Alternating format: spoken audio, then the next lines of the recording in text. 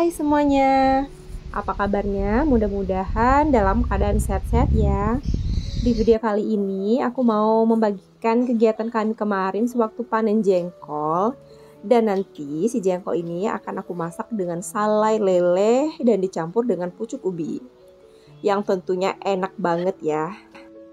Jengkol yang ada di depan rumah ini rasanya benar-benar legit dan pulen gitu. Jadi beda dengan jengkol yang kebanyakan di pasaran. Dan jengkol ini rasanya benar-benar enak ya. Kalau orang yang sudah pernah mencobanya pasti bakal ketagihan. Nah, kali ini karena jengkolnya lumayan banyak banget dan sudah terlanjur diturunkan semua, akhirnya aku jual. Dan hasil menjual jengkolnya aku belikan langsung minyak goreng. Teman-teman di rumah suka jengkol nggak ya? Kalau aku suka banget. Nggak tahu ya, jengkol itu lebih enak daripada daging sapi, lebih enak daripada daging ayam. Pokoknya enak banget, bisa nambahin nafsu makan. Nah, keesokan harinya si jengkolnya ini sudah aku rebus. Selanjutnya aku mau masak dengan ikan salai. Tadi pagi habis antar anak sekolah, aku mampir sebentar ke pasar beli ikan salai. Ini harganya cuma 15.000 ya, ada 2 ons, isinya 4 ekor. Nah, ini jengkol yang sudah aku rebus tadi. Aku mau bikin salai lele atau ikan asap lele campur jengkol dan juga campur pucuk ubi. Nah, aku mau ambil pucuk ubinya dulu ya, di belakang rumah. Di rumah sekarang itu lagi rame sebenarnya, ada saudaraku yang main. Jadi mereka liatin aku metik pucuk ubi. Akhirnya metik pucuk ubinya nggak fokus.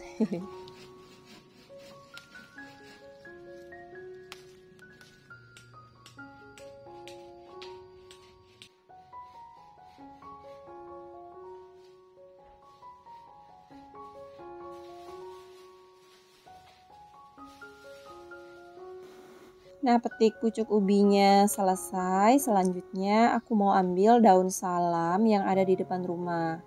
Memang seperti biasa ya, kalau sebelum masak aku ambil daun salam dulu supaya lebih segar. Di sini tanaman daun salam lumayan banyak ya, mungkin tumbuh ke bawah burung. Di belakang juga ada beberapa batang sih. Terus ada pohon lengkuas, cuman hari ini aku nggak pakai lengkuas ya, karena aku males banget ke belakang menggali-gali.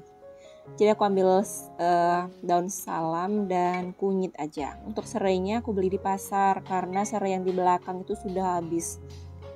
Karena ya wajar ya, habis setiap hari aku ambilin terus, akhirnya sekarang gundul.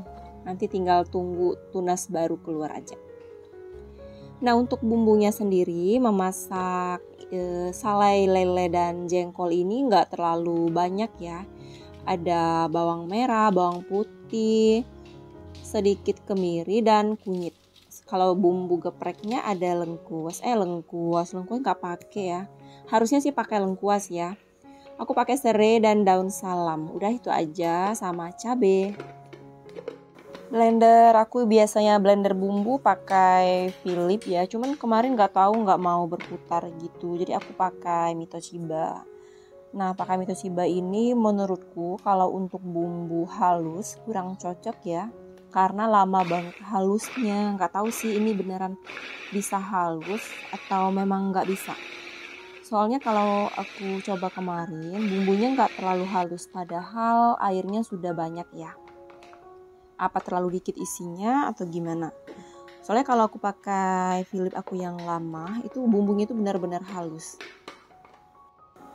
Tapi kalau dipakai buat blender pempek sama bikin bakso, nah itu enak banget ya kalau pakai chopper Mitoshiba. Karena kemarin aku udah coba benar-benar ngeblend gitu adonan ikan sama dagingnya.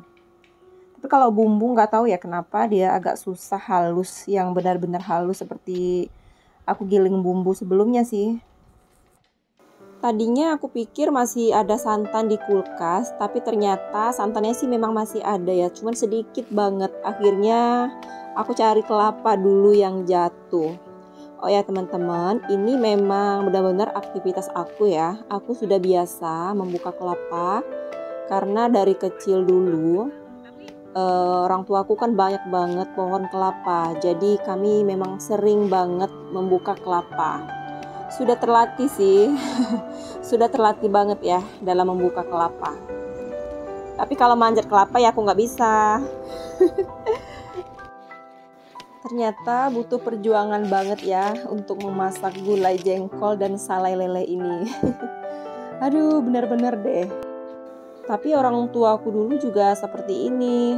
Sebelum masak itu pasti buka kelapa dulu, parut, langsung diperas santannya. Terkadang karena terlalu banyak kelapa, jadi banyak yang dibikin minyak goreng. Aku juga bisa bikin minyak goreng dari kelapa.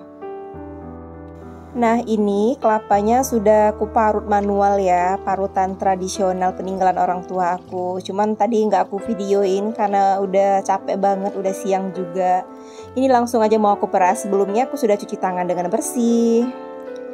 Biar nggak terlalu lama, jadi aku peras sekaligus ya, langsung dikasih air yang banyak.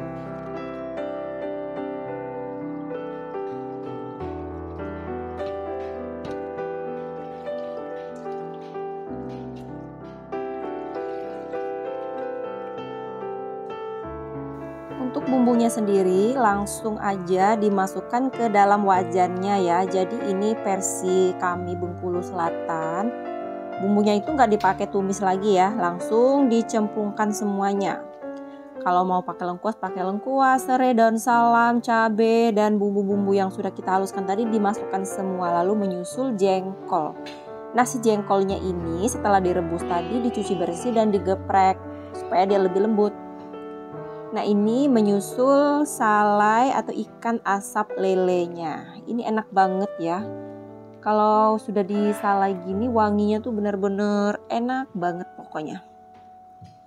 Aku jujur kalau si lele yang masih hidup segar gitu digoreng atau dimasak apa itu kurang suka ya. Tapi kalau disalai atau diasap gini aku suka. Nah, kalau sudah mendidih sekitar 7-8 menit, nanti langsung kita masukkan rebusan pucuk ubinya tadi.